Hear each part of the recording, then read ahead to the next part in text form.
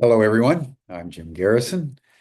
I want to welcome you to this session of Humanity Rising as we take a pause from all the hustle and bustle of our world, what's going on in Ukraine and Gaza and the Trump White House and China and world events to go back in time,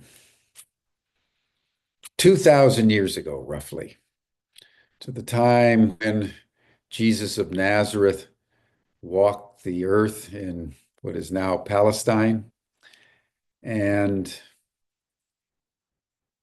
was accompanied by a number of people who became his disciples.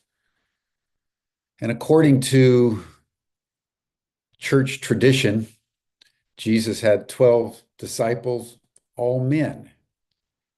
And there were certainly women surrounding him, the various Marys, including Mary, his mother, and Mary Magdalene, and so forth, but they played very insignificant and small roles, although in all the traditions, it was the women,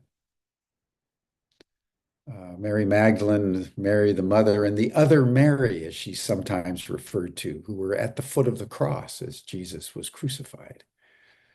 Then it was Mary Magdalene who was the first to come to the empty tomb 3 days later.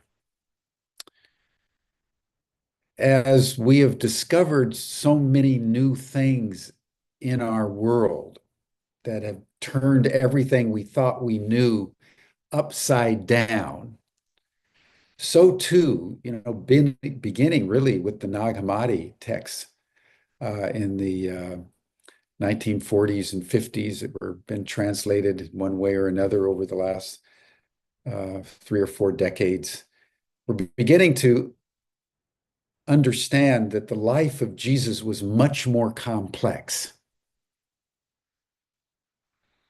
and that his closest confidants were not men, but women.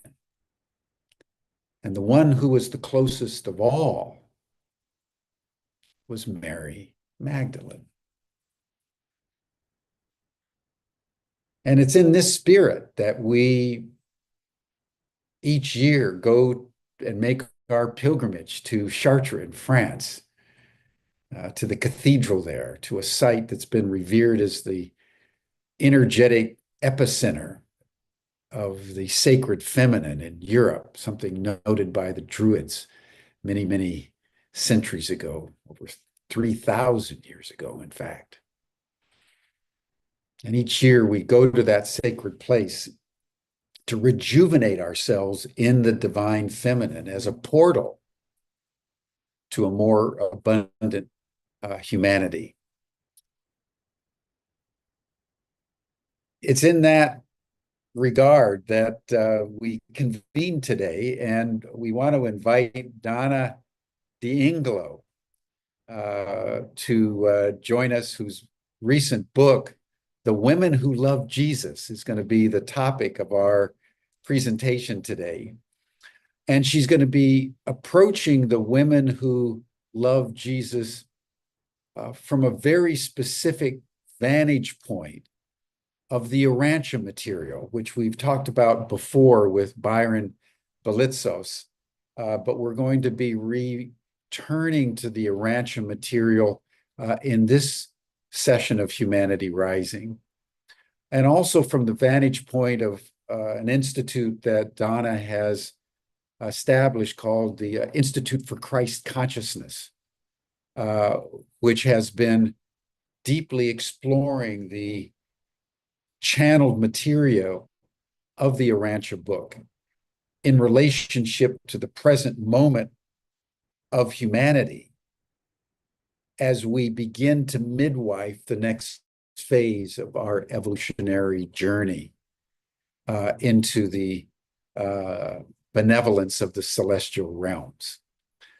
So thank you, everyone, for joining us here on Humanity Rising. And Donna, I want to welcome you to join us.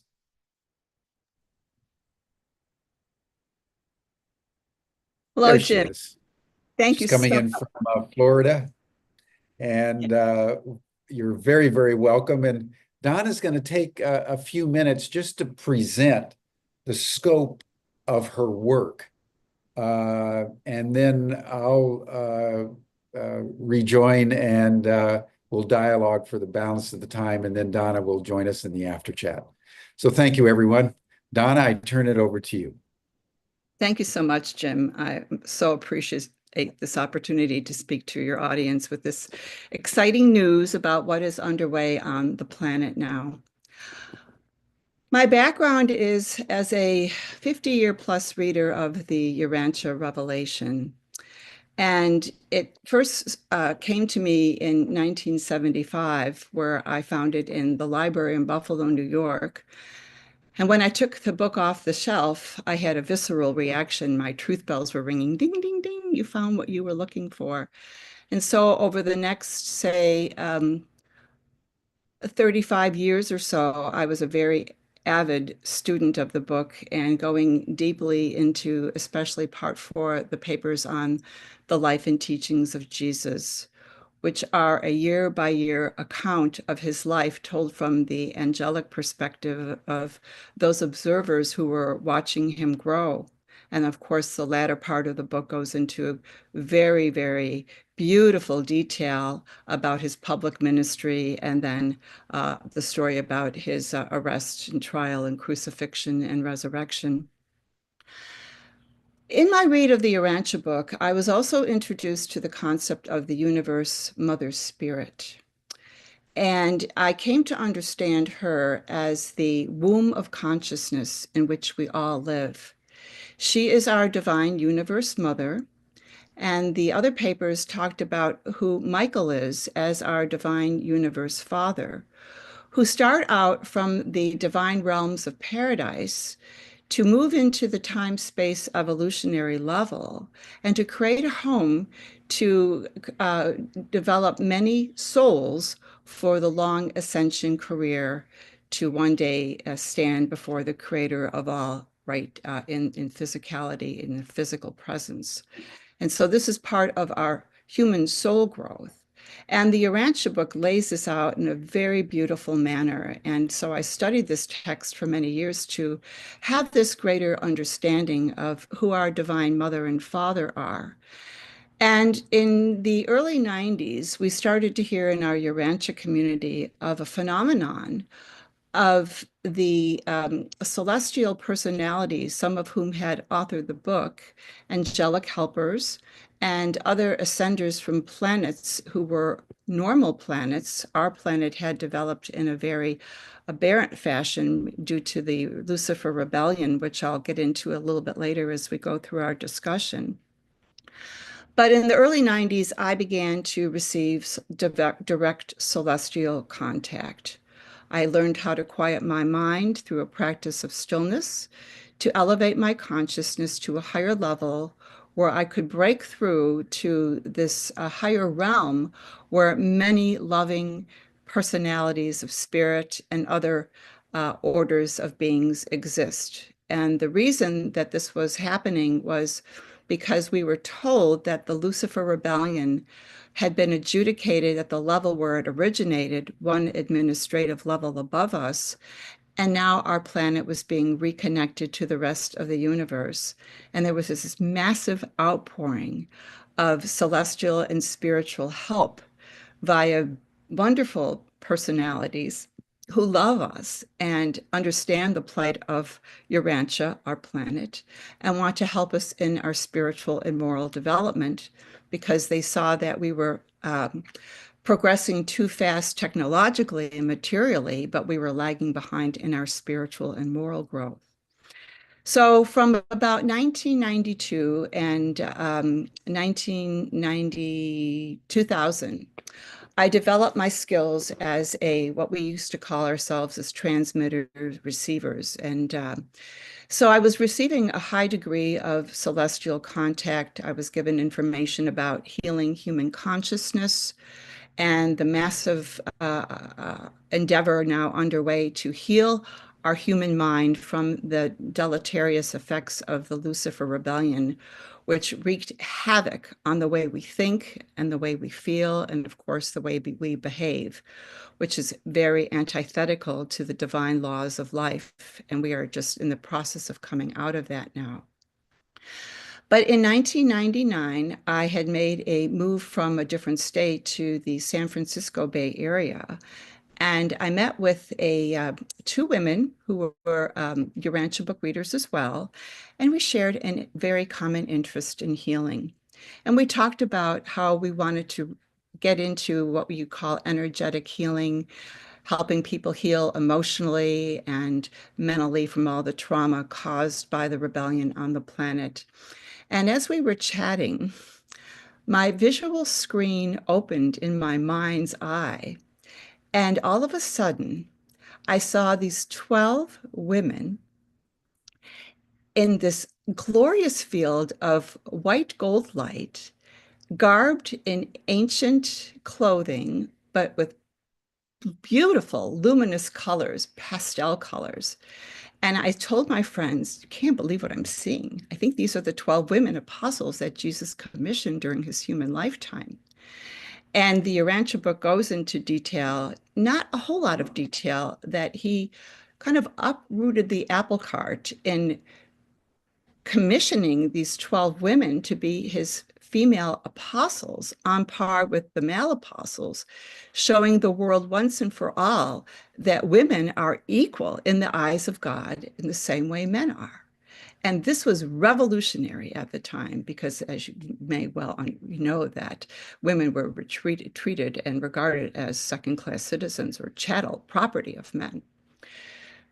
So in my read of the life and teachings of Jesus, I was first introduced to them through my study of the book. But in this event in December of 1999, in meeting with my friends, they first appeared to me in my mind's eye. And then as I told my two friends what I was seeing, all of a sudden, Jesus appeared behind them. And excuse me if I get a little emotional because it's such a tremendous experience for me to have witnessed this.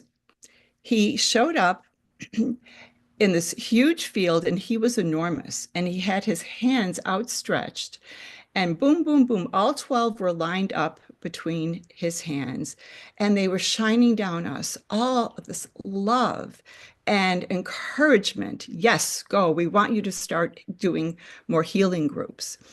And so I told my friends what I was seeing, and they started to feel the energy too. And it was tremendous, remarkable experience. And we were so moved that we were hugging and crying, and we were so happy.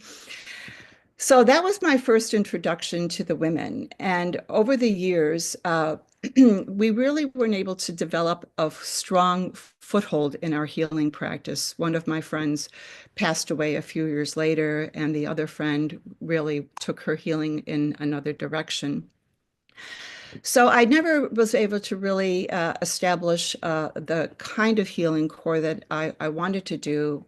But I also developed a few years later my first ministry called the Center for Christ Consciousness and was doing a lot of energetic healing, getting a lot of help from my celestial teachers about what we call generational healing, about how the human memory system in the epigene stores memory and needs to be healed because there's so much trauma within the human system of consciousness. And this was around 2002 and 2003 before I even knew anything about epigenetics, which I found out later about 5 or 6 years later. And I saw the work of Bruce Lipton and what he was doing. And I thought, wow, this is exactly what my teachers were telling me a few years prior.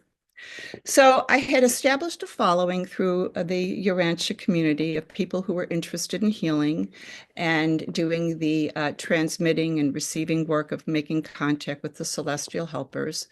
And then in 2010, I moved from the San Francisco Bay Area to where I am presently located in Southeast Florida.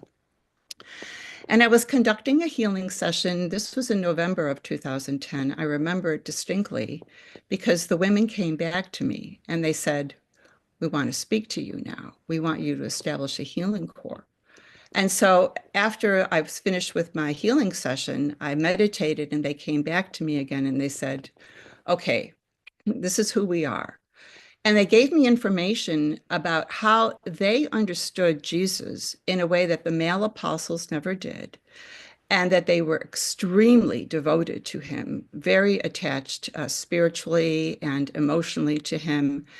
And they also presented the idea that they were actually the ones who established the social fabric and foundation, which later evolved into the Christian church, because they were the healers. They followed Jesus in the encampment that went around the Palestine area where he did his public teaching and preaching. And there were initially 10 of them who were commissioned by Jesus, and Mary Magdalene and another woman, Rebecca, were added a little bit later. But the original 12 were following him in the encampment, and they ministered healing and a chance to listen to people's woes and troubles, which Jesus taught them.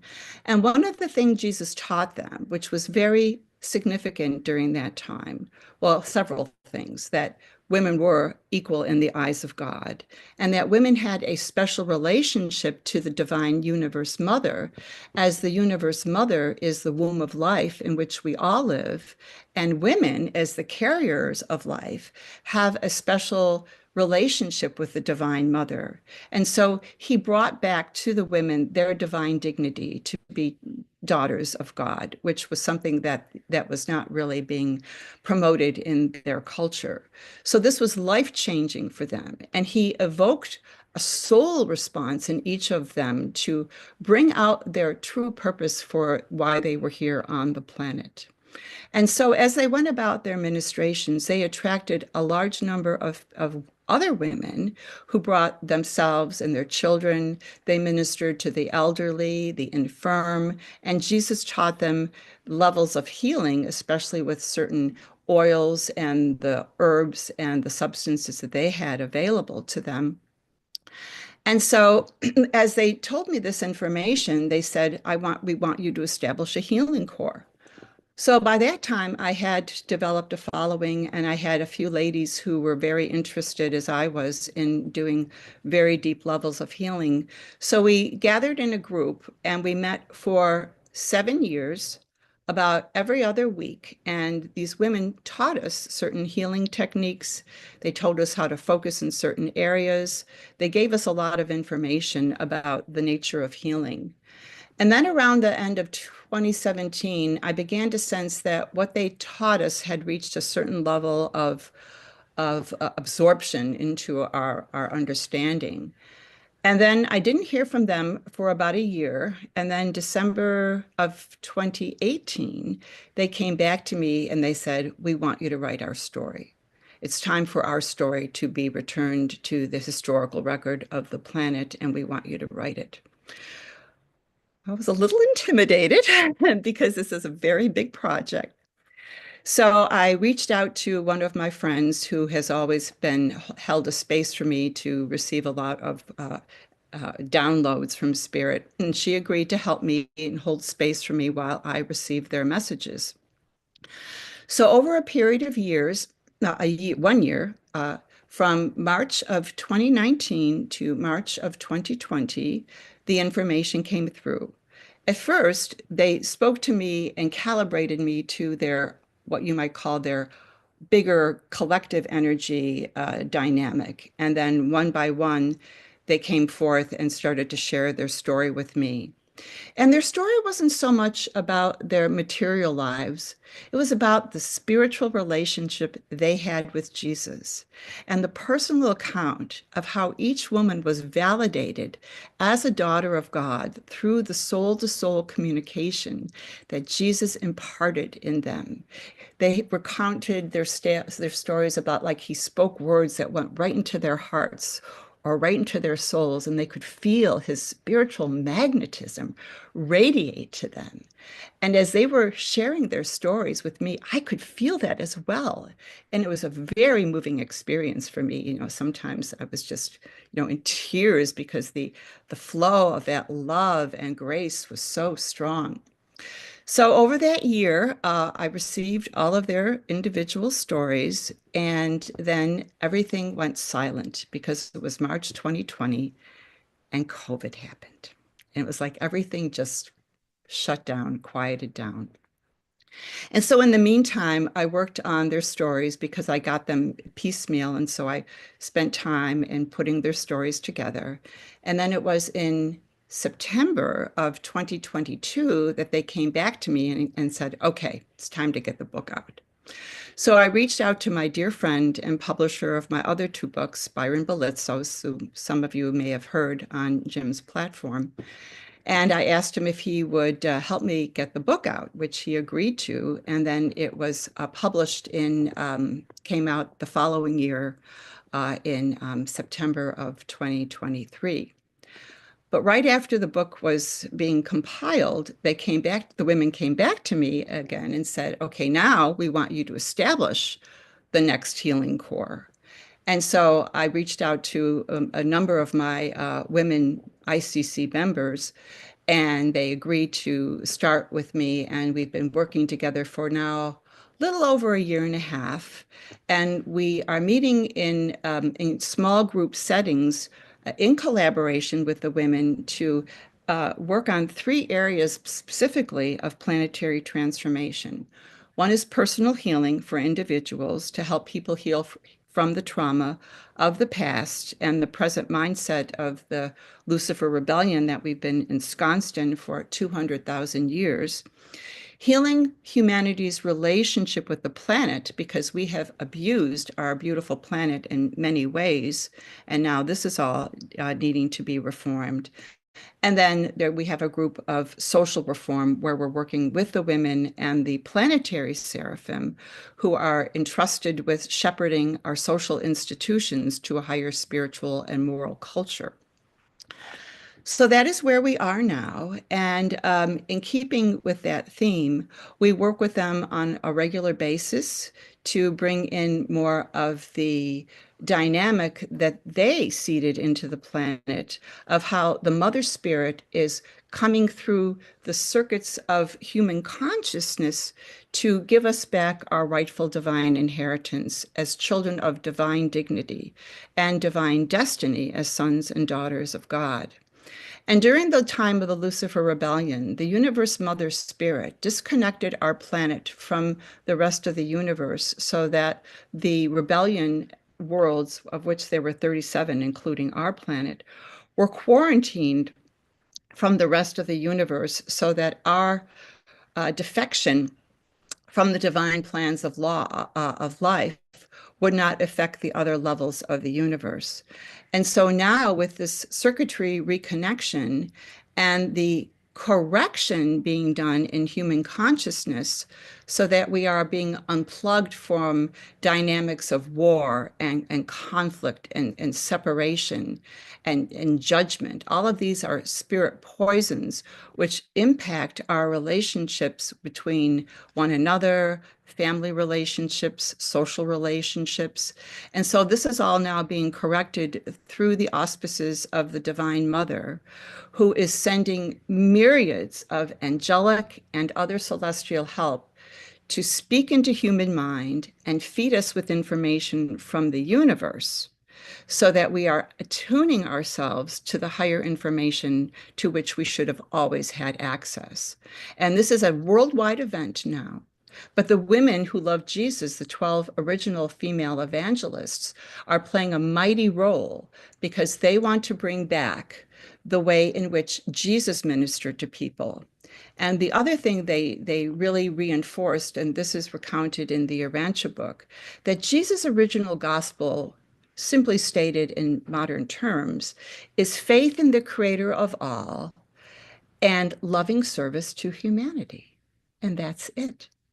And so when we have faith in our creator, We grow in the potential, the spiritual potential that our souls are holding for us to develop over the course of our lifetime through loving one another, being kind, and just growing in the sense of who we are. And just like Jesus evoked that soul response in each woman, it is time for us to have that same soul response be evoked in us. And I know I'm speaking to the choir about this because you have all kind of awakened to your soul purpose. And now we're on this wonderful journey of returning the whole planet back to its divine inheritance. And the women are playing a mighty role to resurrect the true gospel of Jesus, to make that a living reality so that all people are here living in a higher Christ consciousness manner. So, Jim, I think I'll stop there. Brilliant. Thank you. Thank you. It's an extraordinary phenomenon, the mediumship and the channeling phenomenon, whereby humans like you become channels of information coming out of the Akashic field or wherever it originates from. And so I just want to acknowledge, your willingness and your humility in the face of the great mystery to channel over time some very deep conversations that have illuminated certainly you and your readers with some dimensions around Jesus that no one had ever imagined before. Thank you. Yes. And when people open up to a personal relationship with Jesus, because we have direct access to him through the Spirit of truth, which gives us the ability to recognize and resonate with truth, and to come into that awareness of not only who he is as a human, but as our divine Father.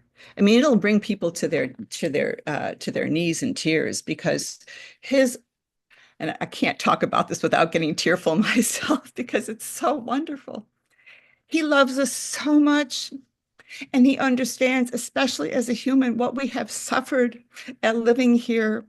And now there's this major compensatory plan that has been put in place by he and the Mother Spirit, his consort at the universe higher levels of reality, to bring this planet and the other 36 apostate worlds back into the divine universe family of love. And so this is a big return. And it's like we've been pointed in the wrong direction. And you mentioned how everything is topsy-turvy. And that is what the rebellion did. It made us believe in certain erroneous concepts that the Luciferic mindset was trying to impart upon, and did a great job in human mind. And making us not trust ourselves, feel unworthy about our human nature. And Jesus, as a human, fully understood human nature. Michael, in his divine persona, had to incarnate as Jesus in order to gain full sovereignty over the universe that he created with the Divine Mother. And he underwent 6 prior incarnations of the actual children he created before his 7th bestowal as the incarnated human Jesus in order to retain full sovereignty and control in his universe.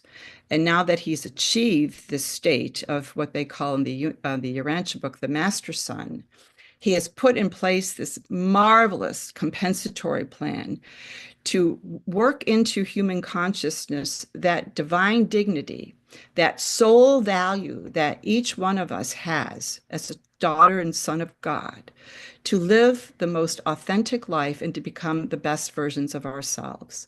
And he laid that path out because he reached that apex of human character development that showed his true divinity. And we have the same ability for our striving if we want to reach that Christed state as well. Well, I'd like to probe that just a little bit, just so that everyone understands what you're actually saying. Uh, your assertion and the assertion of the Urantia book is that planet Earth sort of in our quadrant of the galaxy, was one of a number of planets that rebelled. And that rebellion is one of the reasons why humanity has this, what the prophet Isaiah called the inclination, the evil inclination of the heart, that we're distorted in our psyches because thousands and thousands and thousands of years ago, there was a rebellion, and we are the descendants of that rebellion. The Archangel Gabriel, Michael, incarnated a number of times, finally as Jesus 2,000 years ago.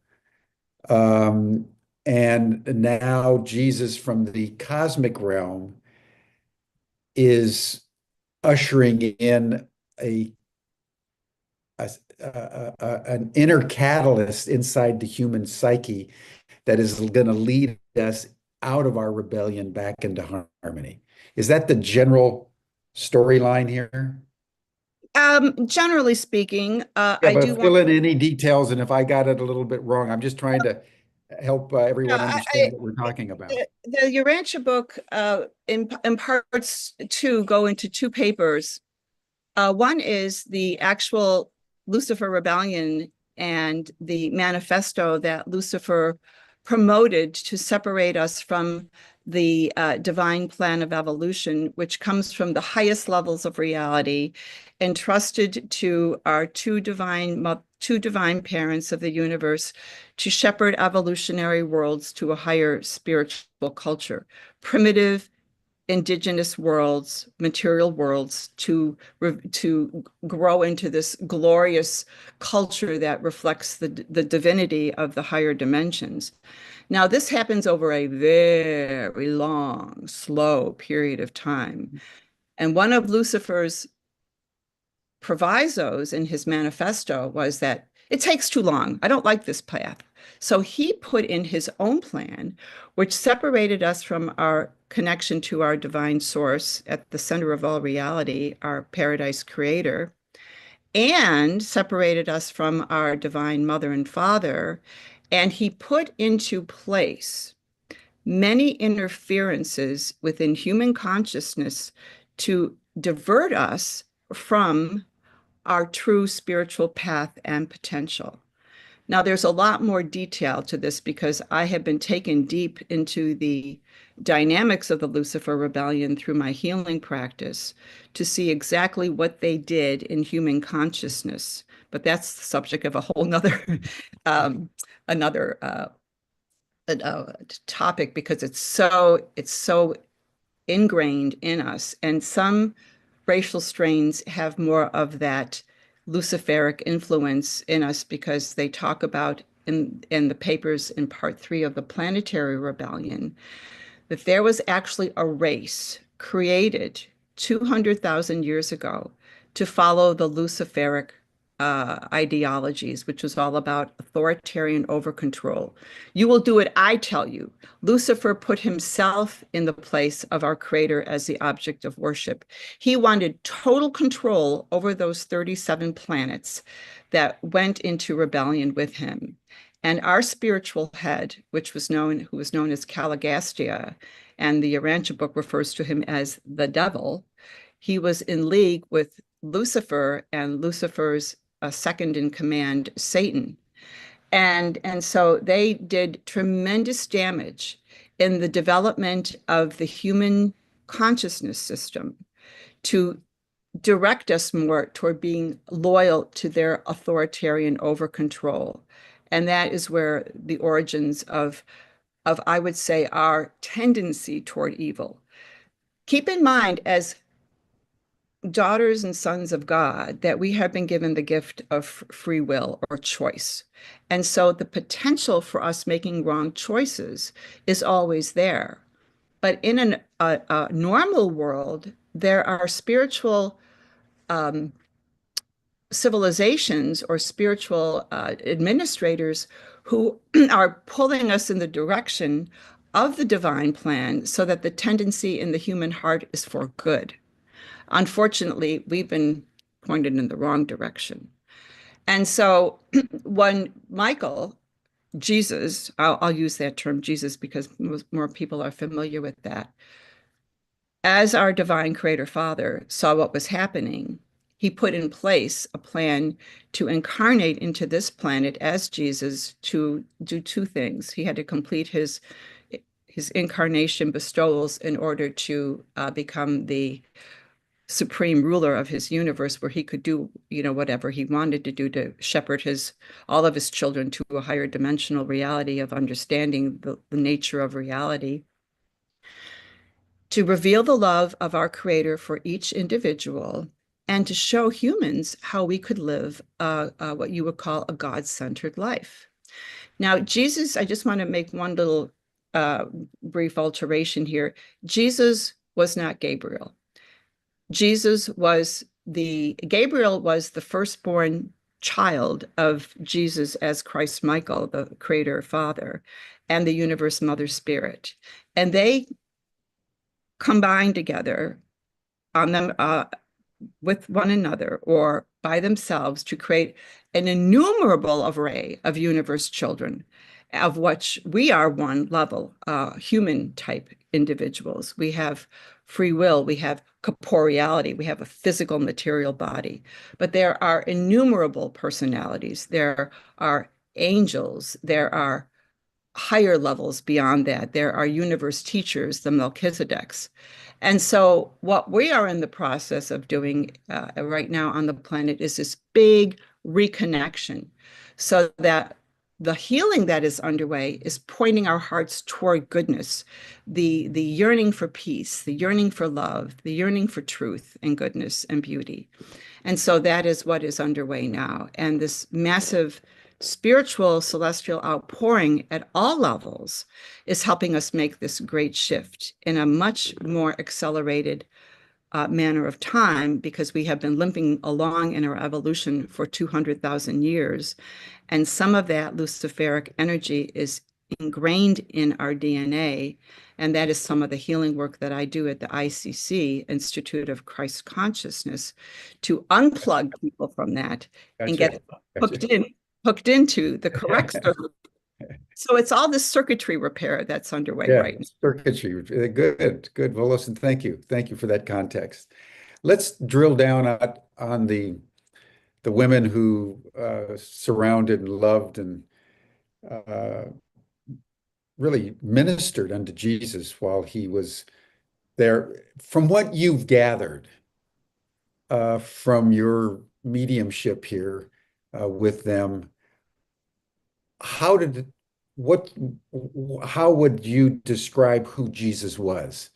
Is the canonical account that he was the son of Joseph and Mary, that he grew up a carpenter, then was baptized and ministered for 3 years, and then was crucified. Does that storyline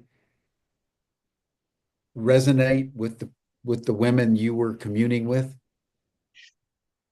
Is that the basic story of Jesus as you understand That, it? well, the basic story of Jesus is very well fleshed out in the part four of the Urantia book. Every year of his life, the ones that especially are not accounted for during his public ministry in the Bible. Jesus was the progeny of both Mary and Joseph.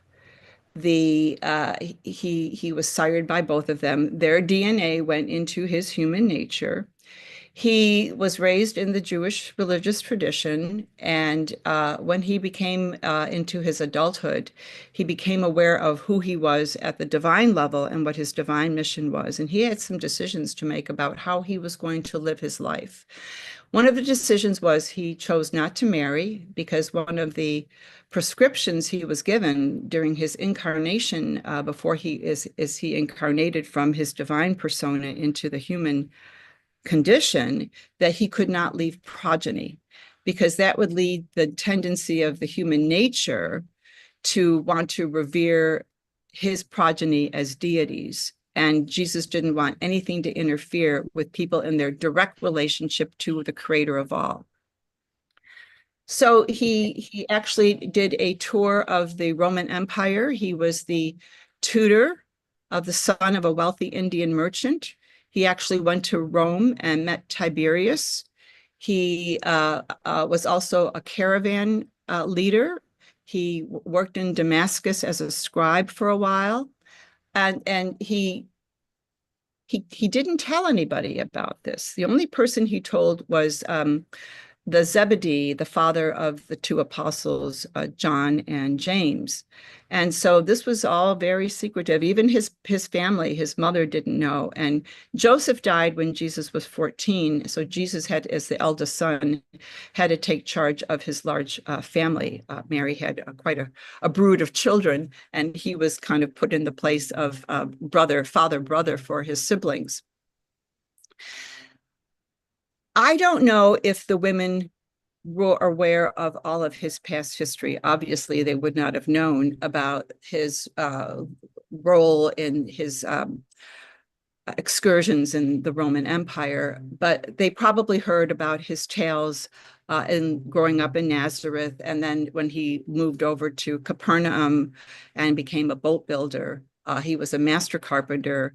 Even in the Urantia book, this is a side note, they say some of his designs are still being used today. And so I don't know, they didn't really talk about that so much. What they really wanted to emphasize, the soul-to-soul communication that Jesus taught them about how we should be, I don't know if you hear that in the background, but okay, good.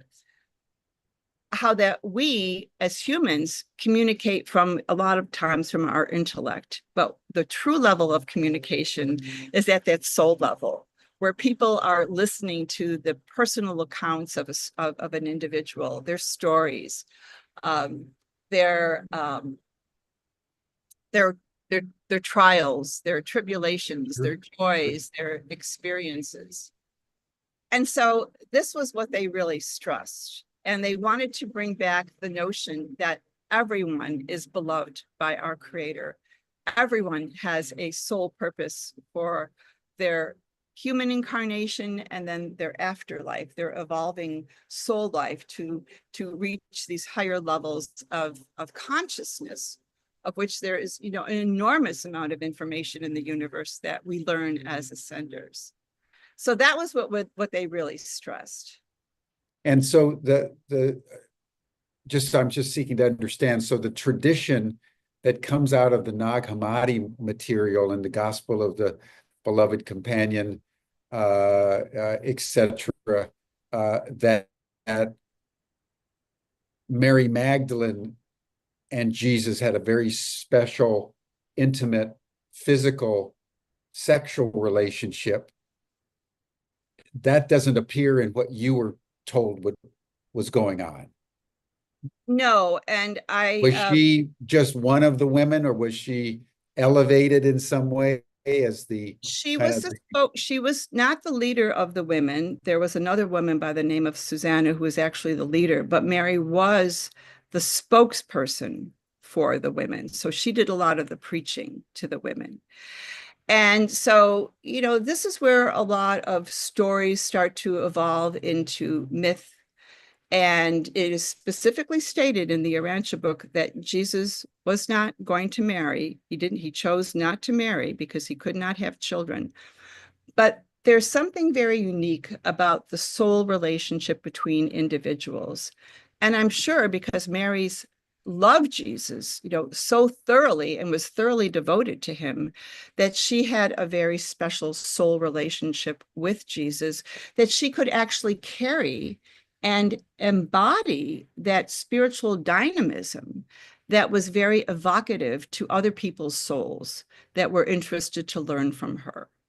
So that is how I would describe it. Gotcha. Well, that's consistent with some of the kind of the Gnostic Gospels, that it was Mary Magdalene that actually had the closest relationship, and she was the one who, in some ways, mediated what Jesus was trying to say to, Peter, James, and John and the other male disciples. And that was one of the reasons why there was such friction between Mary Magdalene and Peter in particular, And so that after Jesus died and, ascended, etc., there was a power struggle between Mary Magdalene and the women and the men, and inevitably in a patriarchal culture, the men won, and the women were just quietly erased from history, as it were. Does Right. that And correspond to what they you didn't go believe? into that, yeah, but they didn't go into that so much because they didn't want that to be a focal point when the soul to soul communication and the relationship with the Yeah. divine was more of the emphasis. But it wasn't just Peter, it was Paul. And Paul, let's just say he wasn't a big fan of women. Okay. So in the early church, the women were in positions of power. They were called deaconesses. Mhm. But and this is, probably going to be the subject of another level of inquiry with the women. What exactly happened? What were the spiritual, political dynamics that actually occurred? And they are now connecting me into their historical record to get more of this picture fleshed out. But I haven't really recorded that yet. That's kind of like a work in progress because, I just want to get the message of the book out, and the spiritual relationship that Jesus had with the women, because it's so important for women to come into their true power, especially as spiritual leaders and ministers of Jesus' original gospel. But yeah, that's a fascinating story of the power struggle. There were a lot of power struggles within the faction of Jesus followers. There was, excuse me, a power struggle between Abner and Peter, and then Paul. So you can imagine just how dynamic it was because we have all these egos fighting for position. And there's a funny story at the in the Urantia book about the Last Supper, where here Jesus knows he's going to be crucified. He knows he's going to be tortured. He knows the end is coming for his public ministry. And here the apostles are all jockeying for position. Who's going to sit next to the right and the left hand of Jesus at the Last Supper? And he comes in and they're all bickering. And he just kind of, did you not get it, guys? Did you not get what I was really trying to tell you? The women got it. They were much more harmonious with one another. They interacted with one another in a different way because of the nature of the Divine Mother, who is the gatherer. She's the harmonizer. She's the equalizer. And this is something that the men, poor guys, they just couldn't get. And it even states in the Urantia book that they they follow Jesus in theory, but not in practice.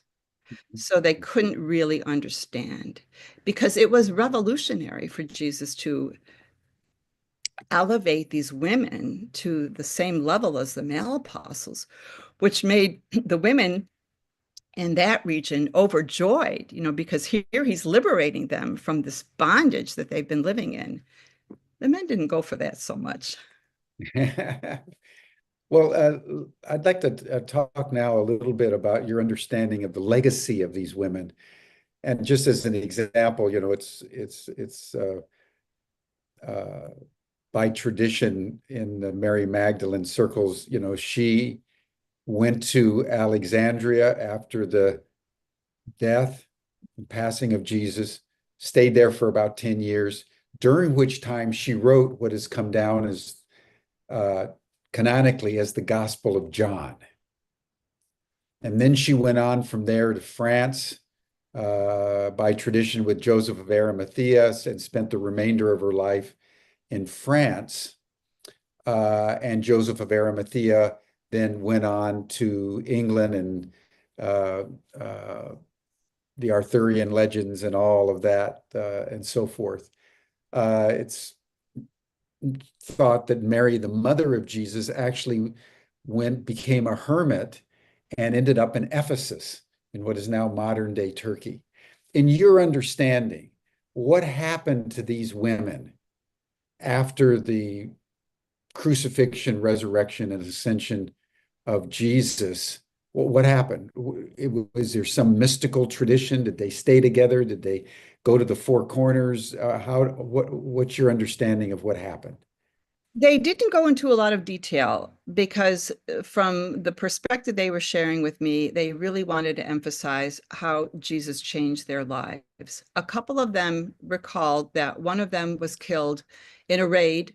I believe it was in Jerusalem when the authorities were starting to round up Jesus' followers because they were deemed illegal. They were really, the Jewish authorities were very, very upset about the fact that Jesus had resurrected from the dead, and he was going about meeting people in his higher glorified form. And so a lot of times they had to go into hiding, and one recounted that she was killed in a raid. One was thrown to the wild beasts. And they don't really go into the gory details about their demise. There were a couple that went on travels with the male apostles. There was one who went back to her family and just continued with her healing practice. So that was not emphasized so much for Gotcha. me. Gotcha. And so I don't have all of those details. Like I said, they wanted to emphasize more of the spiritual impact Jesus had on their lives rather than the physical facts around their lives. Yeah. Yeah. Yeah. Yeah. Yeah. Yeah. Well, let's dwell for a moment on that spiritual connection, because if I understand what you're saying is that what they were emphasizing was the spiritual impact that Jesus had on those around him, that they felt personally addressed.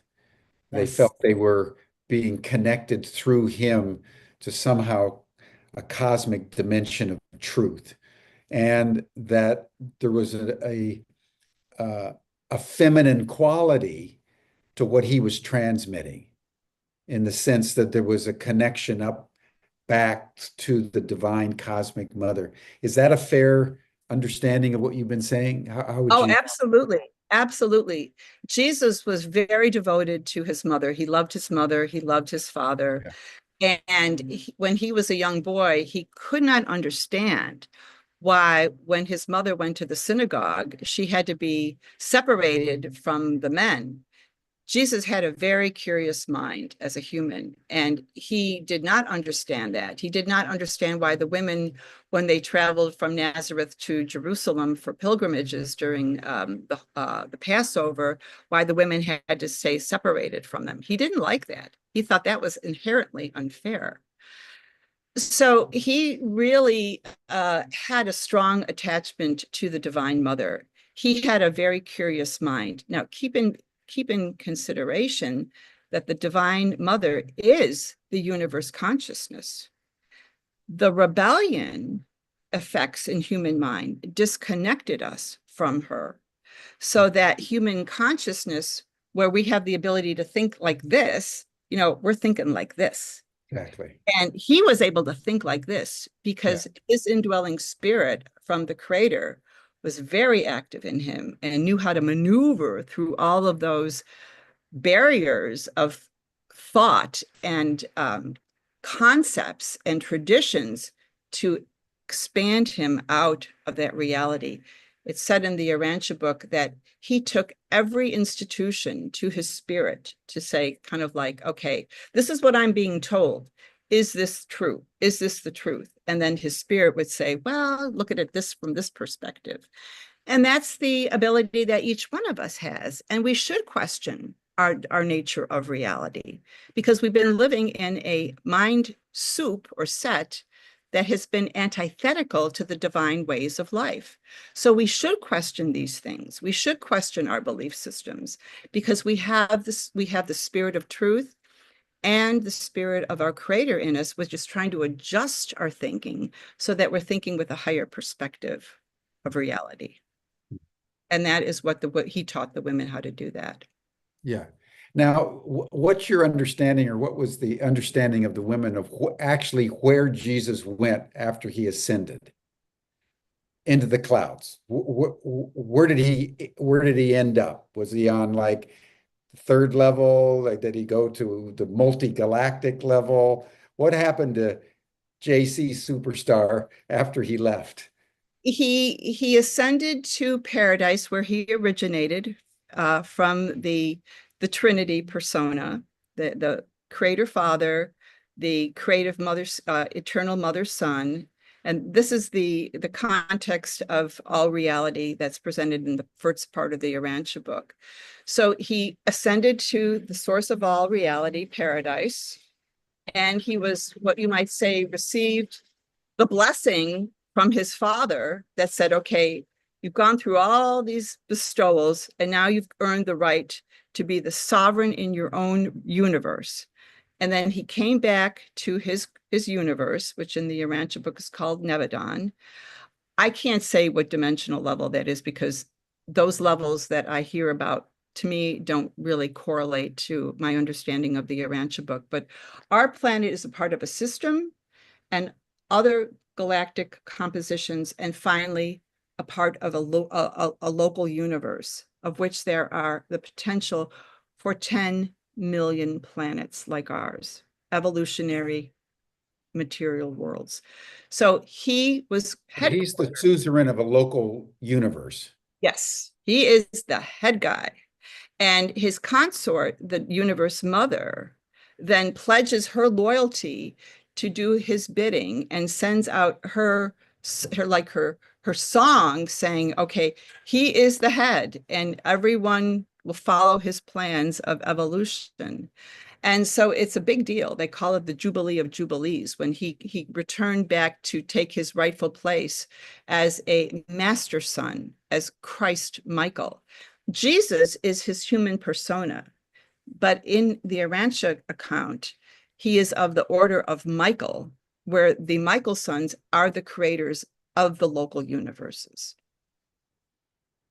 And presumably, given what we know about the cosmos, there's gazillions of universes. There are, there are. So there are. So in the Urantia hierarchy, Jesus would be middle management.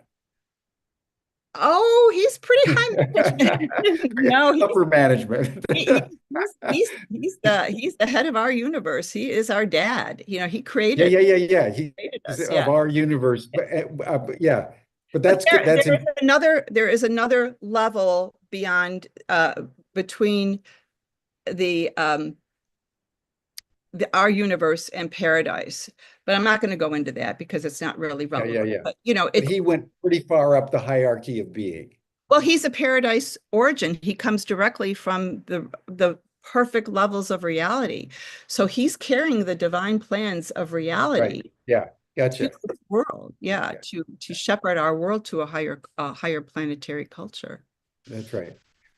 Well, that's where I want to end, actually, is what do you think is actually happening on planet Earth? Here we're teetering on the brink of self-destruction. We've got runaway climate change. We've got Trump in the White House. We've got geostrategic rivalries. We've got genocide in Gaza. We've got AI unleashed. The human race seems to have completely lost its way.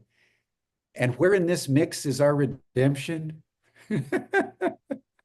Well, I'm really glad you posed that question because, first of all, this planet is not going to be destroyed. I mean, yes, we could self-destruct, but keep in mind that Jesus Michael loves this world. This is his, this is a sentimental shrine for all of the universe and all of creation, really, because this world was so damaged, so so full of evil and sin and iniquity, that this massive rehabilitation plan is now in place. And we had to go through this dark night of the planetary soul to see the evil so that we could choose whether or not we want to, contribute to this ongoing ascension plan. And that's been part of my work at the Institute of Christ Consciousness, And is where there something about our generation that is triggering it? Has it been happening ever since Jesus? Did it start 2,000 years ago and it's been on a kind of a slow burn? And it's now in our day, it's exploding. How do you see the trajectory? we had to develop certain levels of understanding of the nature of reality. Number one, that the cosmos was much larger than we ever thought. You know, planet Earth is not the center of all reality. You know, we had many, many centuries to evolve these higher thoughts. And this is the work of the planetary seraphim to start feeding into human consciousness these higher concepts. So it took 2,000 years. Jesus had the plan already in place when he was down here. He knew what he was going to do, but timelines at the higher levels of reality are not the same as human timelines. And so we as humans had Sure. to wait a long time until the conditions were right to implement this massive plan of planetary reclamation, rehabilitation, and redemption. And now we're in a period of adjudication so that people are being given a choice. And that's why we're seeing this awakening. This is not happening by us. We did not implement this change. This is a change coming from the divine levels down through various angelic and other helpers, and even our ET off planet brothers and sisters to return us back to the family. And so Got- what we're doing is the circuitry repair from the Lucifer Rebellion is something that we're doing at the ICC to hold space as humans to say, we want these changes. We're tired of this garbage that we've been living in. We want peace. We want goodness. We want truth. We want beauty.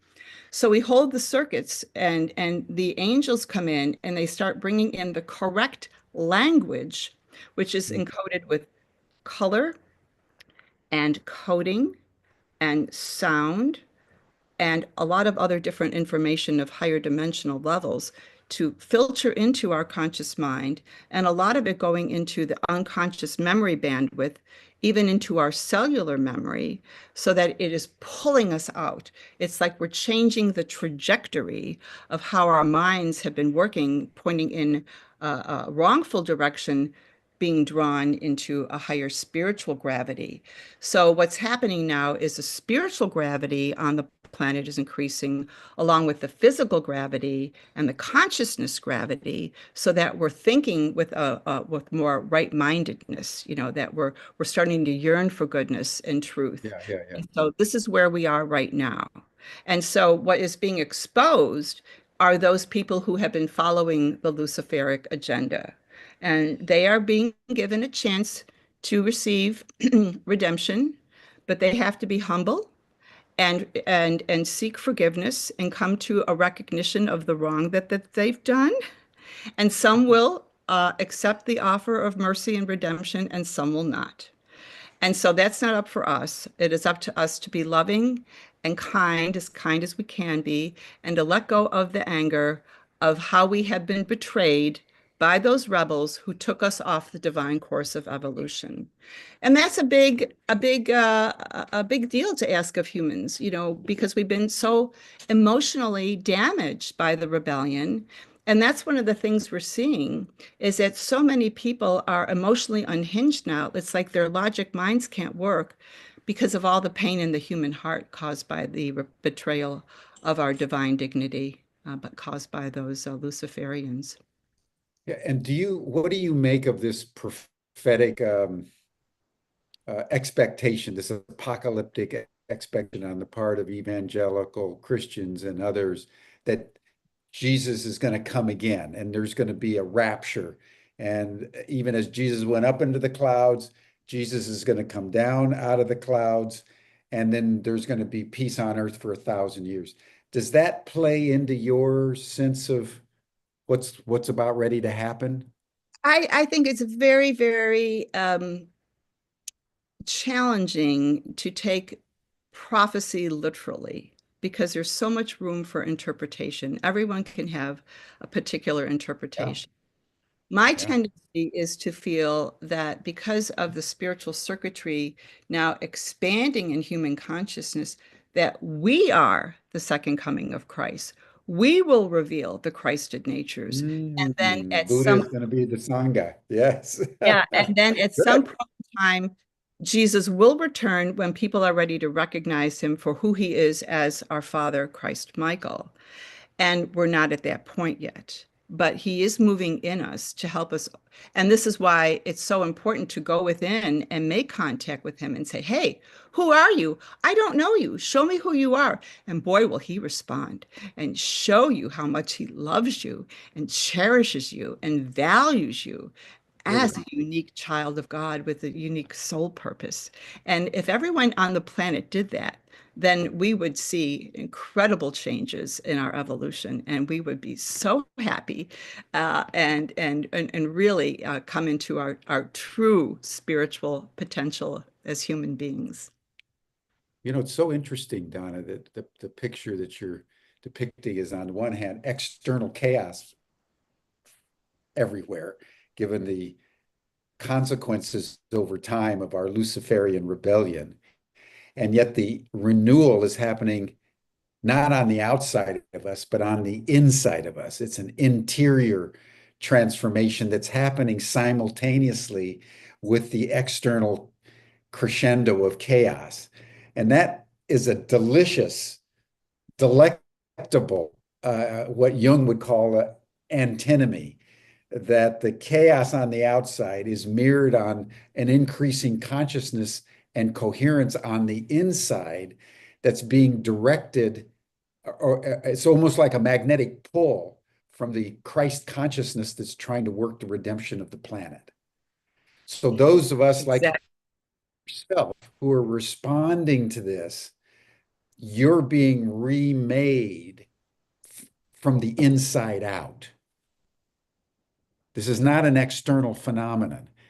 It's an internal phenomenon of a transformation of consciousness that we're experiencing. Does that reflect any Oh, yeah. semblance to what you believe? Oh, yes. The idea that we're working with is the internal transformation is pushing to the surface all that is unhealed and unholy in us and giving us an opportunity to There's a examine. lot of it. Oh, Yeah, yeah, yeah. oh, oh, I have stories to tell about this. I mean, I have been working in those Luciferic fields for over 20 years, and I saw Oh, what they wow. did. And it's unspeakable the damage they caused in our human energy system. But the inner transformation is pushing to the surface all that which is unhealed and unholy. So we can examine that with the fact that we have a spirit of the Creator indwelling us that is adjusting our thinking to the higher universe perspective. So we can choose and say, okay, I don't need that garbage anymore. I want to move in the direction of opening to who I am, my soul purpose. And we're given tremendous amounts of help to do that. And so it's just a wonderful event that's happening because the internal transformation will impart the external changes that we need to make because we are boots on the ground. They're not going to do it for us. The celestial realms are not going to do it for us, but they're going to give us the information we need to make those changes at the material level. And that's what we're seeing now. We're in this critical juxtaposition of out with the bad, in with the good.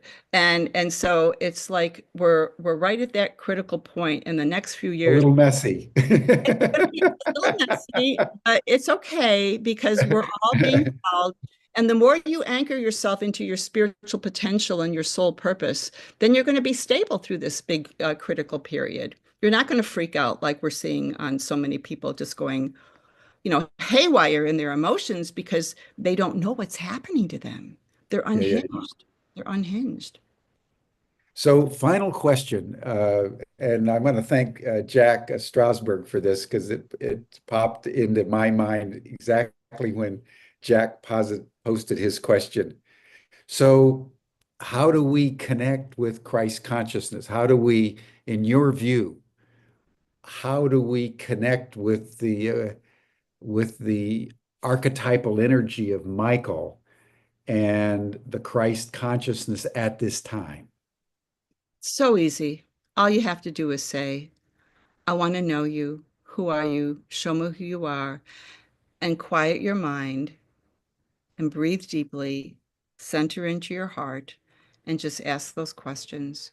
And that's one of the things we do at the Institute of Christ Consciousness. I've been trained to help people quiet their minds, to clear out the mental static so that you can start perceiving this higher dimensional reality of your higher purpose and make contact with these wonderful divine parents who love you and know you and want to help you become the best version of yourself. And we offer a wide variety of services. And one of our meditation calls on the second and fourth Sundays of the month are dedicated to helping people open up to that higher level of energy. And we work with divine beings who are bringing that energy in. And so I've just extended an open invitation.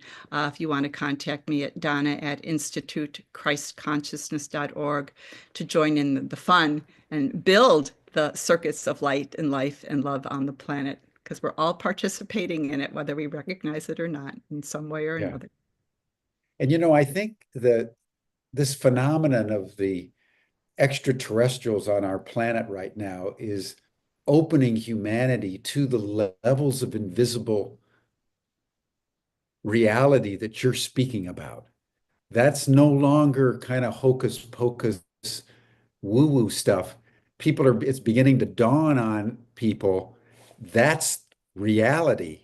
And we're entering it right at this moment. So I believe that there's a connection between the Christ consciousness that you're talking about, which is available because the protocol that you just articulated, quieting the mind, opening up, spirit of resonance, are exactly the protocols that people use for contact with extraterrestrial intelligences. So humanity, what's exciting to me, Donna, is humanity's at long last opening up to the invisible realms. Yes, yes. They're not always invisible. It's just that the interference had been so thick, so Yes, yes, good point. ingrained in us that we Yeah, couldn't perceive it. Now yeah, that that interference is clearing, we're getting clarity. We're yes, getting our emotions healed. We're yeah. getting the awareness. Wow, it's so It's like much. you're right. The interference is kind of starting to recede. Even it's getting worse and worse externally in terms of our clairvoyance. We're Yes. now at the point of zero doubt in terms of the fact that this phenomenon is actually real. That's a huge breakthrough. So the Oh, interference is receding. That's a really good insight. Thank you for that. oh, you're so welcome. Yeah. Yeah. And it's going to continue to Yeah, yeah, dissipate. yeah. And one day it'll be as if this rebellion never even happened here. Let us hope and pray it comes soon. It's on its way. It's there. One of the things I'm seeing is, the bringing in the circuits of reconnection to the universe, return Urantia to its divine inheritance, and this is coming in, and this is getting seeded deeply, deeply into our memory, so we remember who we are, and that's Yeah, what yeah, was yeah. taken from us, our memory. We were Yeah, we yeah. were amnesiacs on this planet of our divine inheritance. Well, thank you so much, Donna. This has been exhilarating, and I Oh. just had to try my best to keep up to make sure I was actually understanding what you were saying.